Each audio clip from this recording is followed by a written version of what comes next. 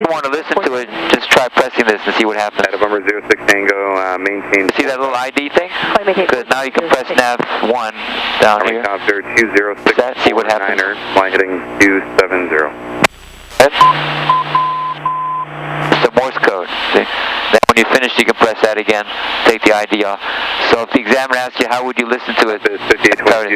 Here and here. I maintain 15,000. Sometimes it's useful because they'll have a broadcast, like a VOR, have a weather broadcast, but that's also kind of obsolete too. So Garmin has all the weather information. I have to do the VOR during the test? You might. Yeah. I'm not thinking you will, but you might. By the way, this is the weather screen. So green means light preset. November 06 Tango, and you want what does yellow mean? Grit for the moderate, yeah, which you want to try to stay away from that. That's more up in the mountains today. Today we got pretty light rain, if any. Can't really tell much rain on the screen. Papa Lima to ring 070. 070, Papa Lima. So now I'll stay quiet and just like you to follow the autopilot through. Since we're on base leg, you can arm the approach, and you'll notice it stays on the bottom because it hasn't captured yet. It'll capture in 2 stages. The first stage, the approach will move up top. That means the localizer. And then the glide slope will stay on the bottom. And the second stage, the glide slope will move up here. So when it says APR, GS, then everything's locked in. Completion approach. That won't happen until send because you don't capture send. The glide slope till send. Helicopter 20658, flying 260. The clue, this thing is so dumb, it will never capture the localizer unless you put it on the right heading. So don't think that just because you armed it, it's going to work to make sure that you're on the proper heading. In which case, we are because we're going right for it. Tango, you're 6 miles from Sprit. Proceed direct Sprit, cross Sprit at 3, correction at 4,000. Cleared ILS, runway 34 approach. So we anticipate 140, 2,000 until established, cleared for the approach. Let's say that one more time. 140, 2,000 until established, cleared for the approach. Yeah, good, you got it. That's the mantra. Yeah. Some people have trouble with that, so that's why I keep rehearsing it with you. Weird, it's like your tongue won't do what you want it to. Yeah, because it's pretty basic. Your brain is just a little... It's 3 bits of information. I know. It kind of makes sense, but it's not nonsense. Alaska 630, stand hold departure, order contact. He's waiting, a little late for my... As soon as he starts talking, you start turning. Instead of maintain 3,000.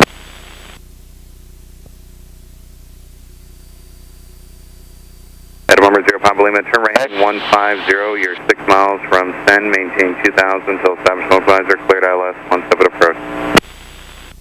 150, maintain 2,000 until established, clear for the approach. Good, perfect.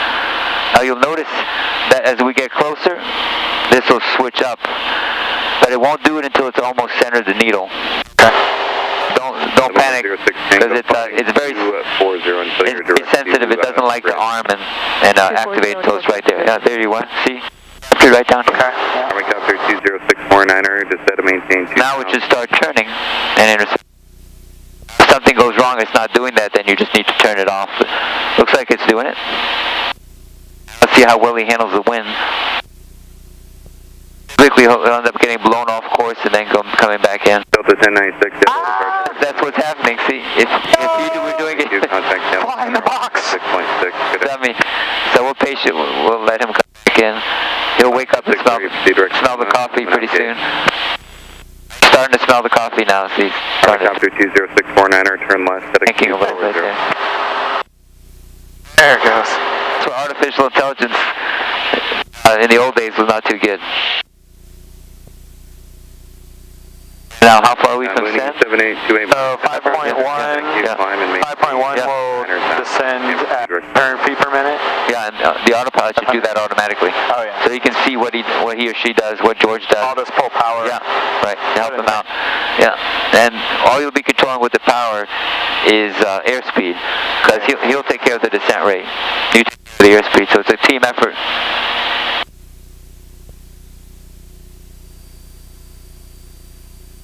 And I'd like you to remember the number 3 when you're 3 miles out from the final approach fix. the time to do your checks.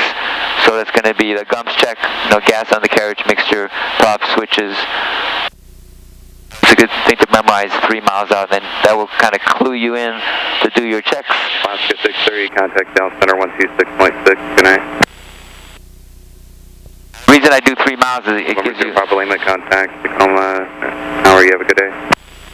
Contact Tacoma, 0 Papa Lima, thanks. So when you tell them we're inbound for landing, that way clearance to land. Tacoma Tower, 0 Papa Lima, inbound for landing on the island. That's 520 Papa Lima, Tacoma Tower, runway 17, clear to land. Cleared 17, 0 Papa Lima. He's doing better there. So we're about 3 miles out. You know the checks to do with 3 miles. We know our 5 T's, which is only really 1 T. Send. See a power, for this case it'll be just power reduction, because the autopilot's going to take care of the rest. No gas, undercarriage. Mixture rich. The switches are on. And the other thing you can do is start slowing down to 90 gradually.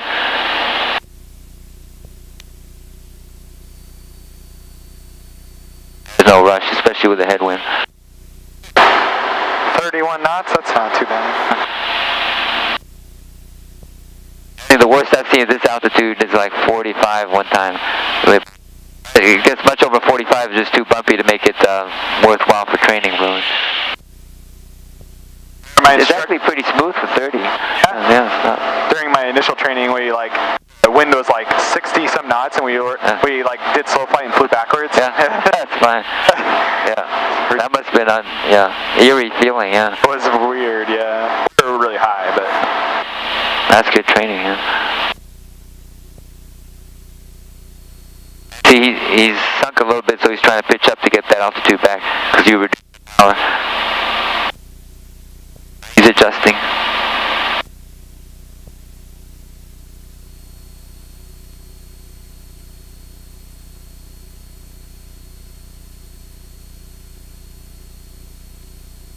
So you're loaded for bear, you know exactly what to do at send.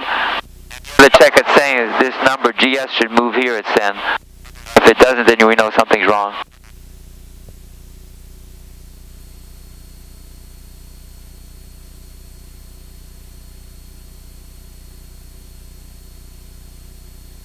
It's nice to be able to see the airport from here.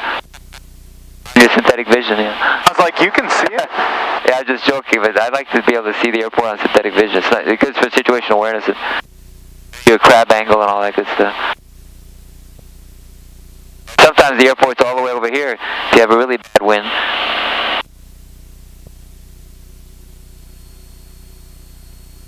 .5 to go. Should have the marker beacon and the lights go off.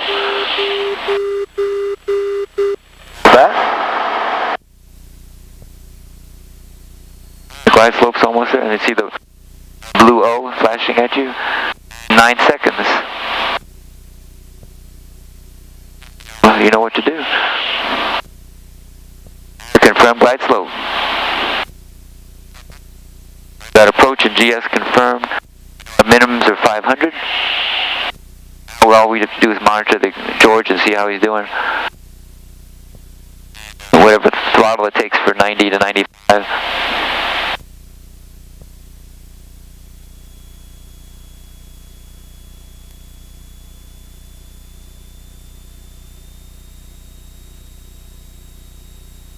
He's doing the same thing we were, trying to do about 300 feet per minute. Sometimes even down to 150.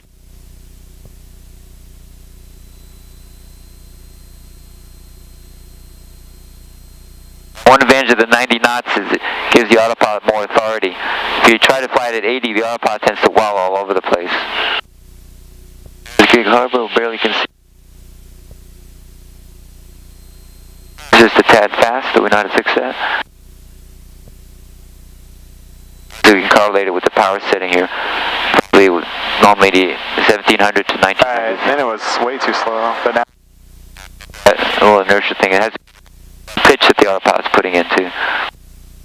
He's going to have to pitch up a little bit. You can't slow down because you're going to have to pitch up to a con glide slope. A little below the glide slope. pitching up to get back. Give him a little power to help him, yeah.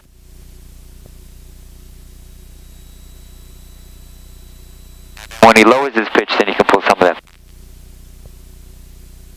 It's like a little dance you have to do. Here I can see the lights. Would that mean that I'm good? You're good, right?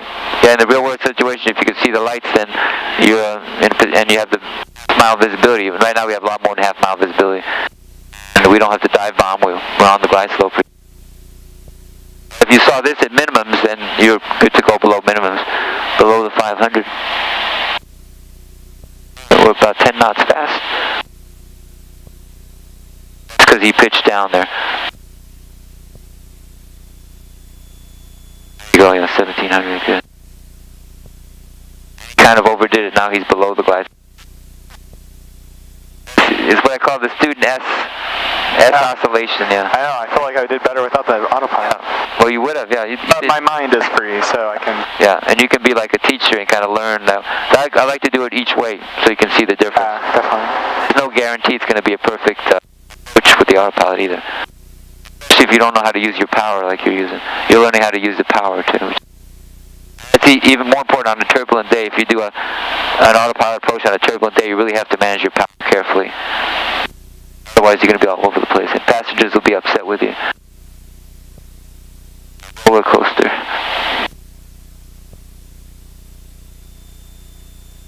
We got 200 feet to go. 200, you're going to turn off the autopilot, smoothly bring the power to idle, and land. We've been cleared to land. There's no aircraft on the Vassie. 80 feet to go. The decision height brings you in pretty close. You can smoothly pull the power back to 0, turn the autopilot off, gradually increase your pitch. Minimums. To 70 knots. Push it all the way out. I usually put about 10 flaps just to help, so it's not a totally no flap landing. It still gives you plenty for a missed approach.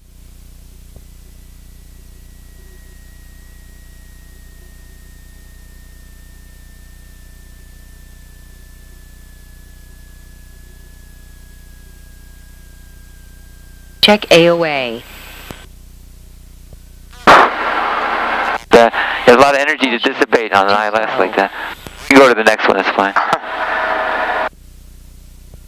Some people cheat a little bit and they slow to 70 or 80 towards the last part of the ILS, but I want you to see the experience like if you were really very low conditions. Yeah. A day like today, you could have slowed down earlier, but we wanted to do the realistic low minimums. Put in the ground frequency. Nice job there. Cessna 0 Papa Lima, taxi to parking via Alpha Bravo 2, monitor ground. Alpha Bravo 2 to north ramp, monitor ground, 0 Papa Lima.